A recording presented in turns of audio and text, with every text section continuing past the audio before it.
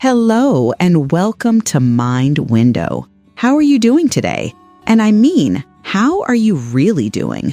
Sometimes that's a question we don't even want to answer for ourselves, but in this space, we ask. Today, we're going to unlock a story that begins in history, but ends with a question that whispers in the deepest, most silent parts of our minds. It's a journey into the unspoken, so I invite you to stay with me until the very end, because the destination might just surprise you. Let's travel back in time. On May 16, 1582, a woman in France named Colombe Chatry passed away at the age of 68. But her story, the one that people whispered about, had started 28 years earlier. At the age of 40, she was pregnant. Everything seemed normal at first. She felt the flutters and kicks of the new life growing inside her, a secret conversation between mother and child. But when the 12th month of her pregnancy arrived and labor began, something went terribly wrong. During the delivery, there was a sudden rush of fluid and blood, but no baby. And then, silence. The contractions stopped. The labor pains vanished. Her body seemed to reverse time. Her breasts shrank, her period returned, and the tiny movements inside her ceased forever. For the rest of her life, she was haunted by a constant dull pain in her abdomen and a persistent lack of appetite. But the sickness came and went so erratically that she never sought a doctor's help. Even after her death, the whispers and rumors didn't die with her. Her own husband, tormented by a strange suspicion that his child might somehow still be alive within his wife's body, called for doctors to perform an autopsy. Inside her abdomen, they found it, a hard, foreign mass. At first, they believed it was a tumor, a common enough tragedy. But as they carefully worked, the calcified outer shell cracked open, and what lay inside made everyone in the room gasp in horror. Curled within was the perfectly formed fetus of a baby girl. Her hair and teeth were visible. Her head was tilted gently to the left, cradled by her tiny left arm. Her right arm was stretched towards her navel, half tucked into her own stomach. It was an unimaginable sight. For 28 years, this child had remained inside her mother, a silent passenger. Only in her mother's death was she finally brought into the world, a perfect stone-like monument to a life that never began. Medical experts have a name for this phenomenon. It begins as a stillbirth, where a fertilized egg implants but fails to develop, and the fetus passes away inside the womb. Normally, the body would expel it within 48 hours, but in very rare instances, the body does something extraordinary. It goes into survival mode. To protect itself from the decaying tissue, the mother's body begins to release calcium, encasing the deceased fetus bit by bit. It builds a tomb of calcium around the baby, creating a barrier. Over many years, this process can completely calcify the fetus, turning it into what is known as a stone baby or a lithopodion.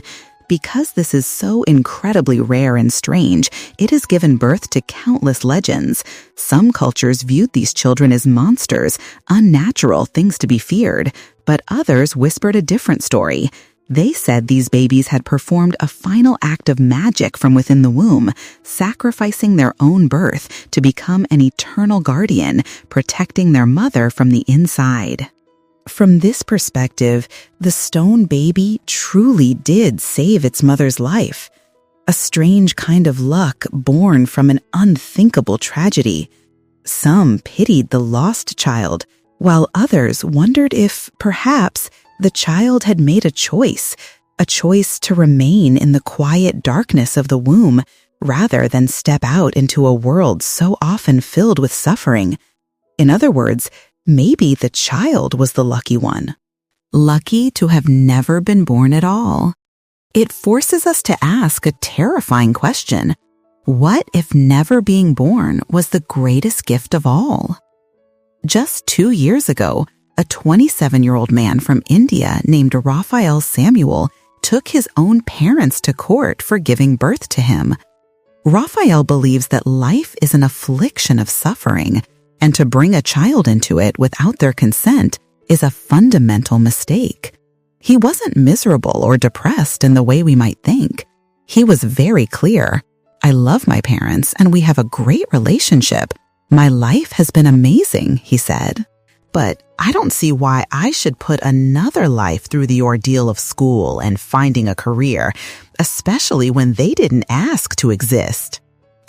It turns out Raphael wasn't alone in this profound desire to have never been born, this reluctance to bring another soul into the world. It's a sentiment that echoes through time. In his masterpiece, The Brothers Karamazov, the great author Fyodor Dostoevsky penned a bleak and haunting thought. I would rather have killed myself in my mother's womb than to have come out into this world. And one of our most pessimistic modern philosophers, David Ben-Nadar, put it this way: while good people go to great lengths to spare their children from suffering, few of them seem to notice that the one and only guaranteed way to do that is not to bring them into existence in the first place. This brings us to a concept you may not have heard of: antinatalism. It's a philosophical stance, a movement that argues against procreation. The followers of this belief feel it's morally wrong to bring a child into the world only to have them face the inevitable stress and competition of the rat race, the slow decay of aging, the pain of sickness, and finally the certainty of death, especially when the child never asked for any of it. This philosophy, while a niche corner of modern thought, poses a monumental question. If life is fundamentally a sea of suffering, is existence truly a greater gift than the peace of never having been born at all? Think about it. Parents create a child without getting that child's permission. Our birth is not a decision we make, which to some makes human existence feel entirely arbitrary, even meaningless. When you first hear this, you might think it's a joke, some kind of radical, over-the-top ideology from people who demand so many rights that they've started demanding the right not to have been born without my consent. But if you pause and really consider it, the argument isn't entirely without merit. A child is brought into existence by the choice of a mother and a father, and that very decision creates the first fundamental flaw in the process. The person being created has absolutely no say in the matter. Our society places immense value on personal consent. Almost everything we do requires agreement between two parties to move forward. So why is the single most significant event, being brought into existence, decided not by the person it happens to, but by their parents? I'll admit, it's impossible to ask a non-existent being if it wants to exist, but it also feels fundamentally wrong to force someone to go to a place without ever asking them if they want to be there. Ultimately, there's no easy answer here, no clear right or wrong. The choice to have a child or not is deeply personal, and no one should be forced into it by pressure from family, from society, or even this grand abstract idea of continuing the human race. On the flip side, we can't forbid someone from having children because of their economic situation, their social standing, or their intelligence. This viewpoint sparks a lot of controversy, but it's one that deserves our attention. It all boils down to one of philosophy's most agonizing questions: is this life truly worth living? Let me paint a picture for you. Imagine your life was a movie and you were shown a trailer, a highlight reel of all the major turning points, the biggest joys and the deepest sorrows you would experience. Now, be honest with yourself. After seeing that trailer, would you still choose to watch the full film, or would you ask to stop it right there, to not waste your time? If you couldn't use your name or your job to define yourself, how would you describe who you are? Who are we? What are we living for? These are enormous questions, They give us headaches. They fill us with sorrow as we hunt for the answers. But after all the searching, all we seem to find is an empty space, a question left unanswered. It becomes a vicious, looping thought. I don't know who I am. I don't know my purpose. I'm alive, but I don't feel happy. I should never have been born. And yet, if feeling unhappy or not knowing your purpose was a valid reason to wish you'd never been born, well, there'd probably be no one left on this planet because of two simple truths. First, no human being will ever achieve a state of permanent, unending happiness. It's a fantasy. And second, the answer to that great question, who am I, is never set in stone. It's only ever temporary. Our brain's wiring, a legacy inherited over millions of years, might explain why true, lasting happiness always feels just out of reach. Think about it. Millions of years ago, our ancestors just wanted a full stomach and to avoid getting sick. After the agricultural and industrial revolutions, we solved those basic problems, but it was never enough. It's a classic trap, isn't it? When you're broke, you dream of money as the ultimate prize. The person with all the money but battling an illness would trade it all just to get out of that hospital bed. And for someone who's lonely, they're utterly convinced love is all that matters. We're always chasing something, always hoping. But the moment we get it, that initial thrill fades and a quiet disappointment sets in. We reach the summit we've been climbing towards, look around and think, okay, what's next? This can't be it. I'm still not satisfied. This is the very engine of our brain. We are not designed for permanent contentment. It's what drives us forward, but it's also our beautiful, shared human ache. Once you truly grasp this, everything changes. You stop obsessing over the destination, over whether you've achieved happiness or not, and instead, you start to see the beauty in the process, in the struggle itself. Suddenly, that crushing need to answer the question, who am I, just lifts, because you realize it's all temporary. Everything that's happening is just a moment in time. We get, on average, about 30,000 days on this earth, and we have to accept the heartbreaking truth that everything, and I mean everything, eventually comes to an end. It sounds so simple, almost cliché, but when you really let that sink in, it's a profoundly bittersweet feeling. We all get older. Every single one of us is on a one-way trip. Everything will eventually vanish. Every sunrise marks another step on that final journey. The same parents who held your hands as you took your first wobbly steps will one day need you to steady theirs. And later, the same will happen between you and your own children. You'll find that most people, at some point, will let you down. Every child enters this world with a wide-eyed innocence, only to grow up and wrestle with the same timeless struggles we all face: money, status, relationships, and the sting of disappointment. And in the end, what's it all for? Everything we've built, all our joys and sorrows, the people we adored and the ones we resented. One day, it will all be swept away like dust in the wind. That inseparable childhood best friend, you might grow up to become complete strangers.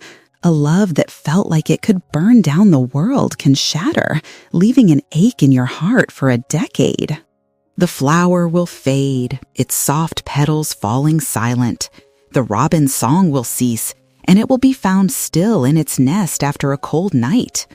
When you zoom out and look at the cosmic scale of things, each of us is just a tiny, insignificant dot in a masterpiece too vast to comprehend. This world we live in will one day fade, humanity will become extinct, and another species will take our place in this crazy, endless cycle. So what if we had never been born? Absolutely nothing would change. The grand tapestry would just be missing a single, invisible thread.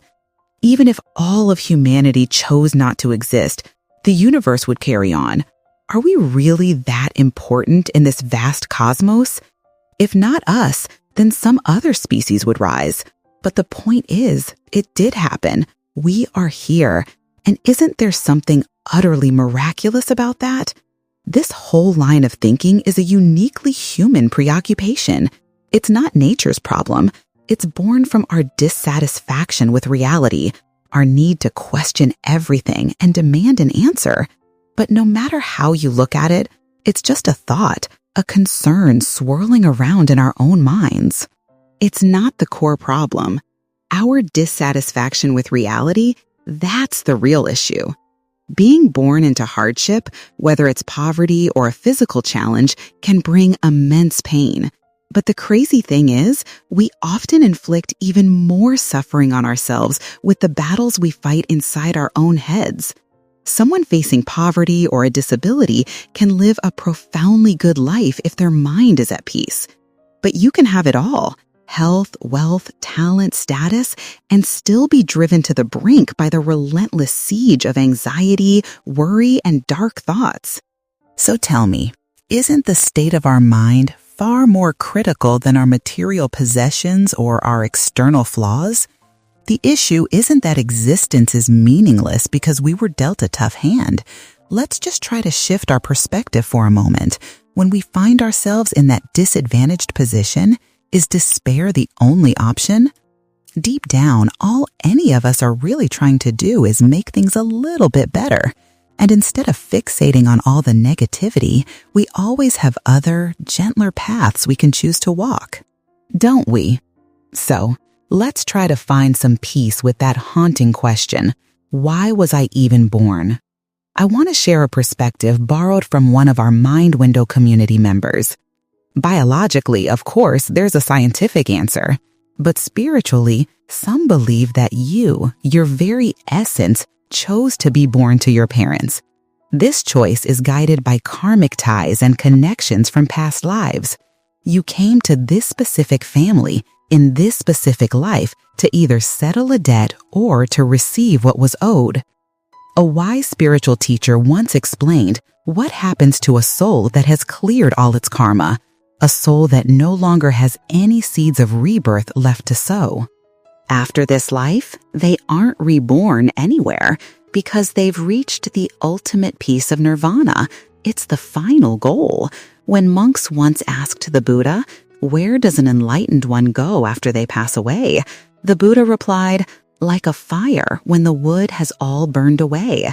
The wood is our karma, and the flame is our existence. When the karma is gone, the cycle of rebirth simply ends. But for the rest of us, who still carry our ignorance and attachments, we still have fuel left to burn. And so we are reborn. The wealth or poverty, the happiness or hardship of the family we join, it's all said to be a reflection of the merit we've accumulated. It's just like our listener shared with us. I used to hate my birthday. I hated the fact that I was born, and I even thought about ending it all. But then I learned that coming to my current family was something I actively chose, guided by my own karmic forces, not something I was passively forced into. So now, I've stopped blaming the world, stopped blaming others. I accept that I'm here to work through these difficult ties with my parents, with this life, so that when I leave, the slate is wiped clean. Now, when we talk about this idea of karmic debt, I want to be crystal clear. This is not about saying that the unhappiness you're feeling right now is your own fault. We are not here to blame you. The point is to offer a different lens to see through, that every significant person in our life, our parents, grandparents, siblings, partners, friends, we meet them because of these profound unseen threads. We come together to give or to receive. When you start to see it this way, a sense of acceptance can begin to grow. You can start to accept what is happening, find the strength to work through these connections, and live each moment more fully in preparation for whatever comes next. When I was a little kid, like so many others, I asked that classic question, "Mom, where did I come from?" Maybe other moms said the stork brought them or they were found in a cabbage patch. But my mom, she told me I was born from her calf. And looking down at my own chubby little legs, I totally believed her. I had this image of a tiny version of me, no bigger than a kitten, just clinging to my mom's leg. Of course, as I got older, I knew she was just telling a story. One day, she showed me the faint, silvery stretch marks on her belly. She told me the real story of how I was born. My fingers traced the long vertical scar from her C-section, and I just started to cry. The whole process of creating a life, it was both terrifying and miraculous. That one person could create another person? To think that I was once so small that I fit inside my mother's soft belly?